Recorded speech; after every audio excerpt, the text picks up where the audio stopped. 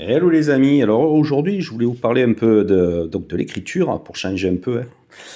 Donc j'attribue une place très importante au lieu. Euh, Souvent, bon, comme beaucoup d'écrivains, on se sert des fois de photos ou on va sur Google Maps, mais c'est quand même vraiment pas pareil.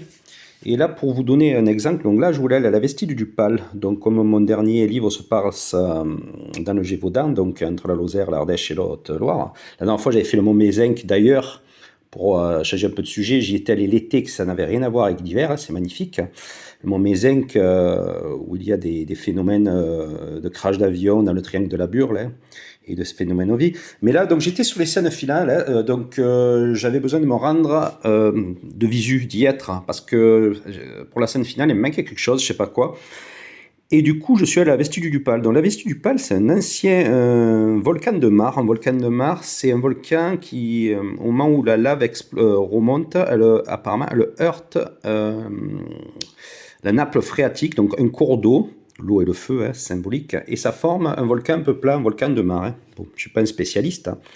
Mais ce qui s'est passé donc ce jour-là, je suis allé, donc là vous voyez, je vais vous faire passer un peu vite, hein. J'avais besoin de voir surtout le sentier, parce que comme vous voyez, on arrive vers cette ferme, la Fontolière, c'est une rivière, et j'avais besoin un peu de voir où j'arrivais, la voiture de mes parce qu'on ne pouvait pas vraiment rentrer avec Google Maps, on voit pas bien et on ne s'imprègne pas vraiment d'atmosphère. Donc là, j'ai suivi le petit chemin, hein.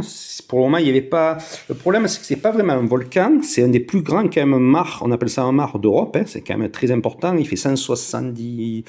1700 mètres de diamètre, je sais plus, mais c'est quand même un des plus, c'est le plus grand volcan de marre d'Europe. Il est plat en fait. Alors la particularité aussi, c'est qu'il est entouré de forêts. Bon, j'ai fait un peu tout le tour.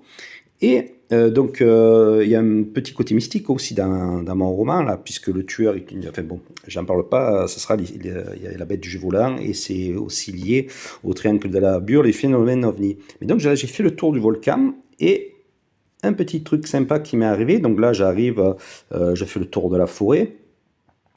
Hop, et sur quoi je tombe? Un cromlech. Bon, rien de pour le moment, un cromlech, c'est un cercle de pierre avec des énergies. Je ne sais pas s'il est vraiment ancien. Par contre, ce qui s'est passé, c'est que j'ai fait tout le tour du cromlech et j'ai dû passer un appel. Et au moment où je passe l'appel, en fait, ce que je me suis aperçu, il n'y avait aucun signal, hein, aucun signal. Je me suis éloigné, donc là, si vous voyez au fond, d'une vingtaine de mètres, et ça revenait. Et alors, j'ai mis la caméra parce que je devais parler à quelqu'un en caméra. Et chose surprenante, tant que j'étais au fond, ça allait. Et dès que j'ai avancé à proximité du cromlech, tout se coupait. Donc voilà, vous pouvez voir les amis que c'est très important. Donc pour un écrivain, surtout quand il est un peu dans le mystique comme moi, et on a vraiment besoin de se. Enfin, moi j'ai quand même besoin de me rendre sur place, hein. Bon, je pense qu'il y a beaucoup de personnes la majorité des écrivains sont comme ça, mais c'est pas évident des fois d'y aller. Mais là, donc ça, c'était en fait la Vestige du Pal, c'est ma scène finale. Et ça m'a permis, donc j'ai réussi à pouvoir terminer exactement ce que je voulais, ce cercle de cromlech, et le fait aussi qu'il y ait cette coupure de signal, ça m'a permis de pouvoir, en fait, ça m'a débloqué un peu ma scène. Donc voilà les amis, hein. Après j'avais même pas pensé parce que pas loin il y avait une abbaye que j'avais fait la scène finale et j'y suis d'ailleurs tombé par hasard. Voilà l'abbaye donc de Mazan, hein. Si vous pouvez voir en plus il y a des cercles un peu partout sur cette abbaye, c'est quand même assez spécial, hein, l'ambiance.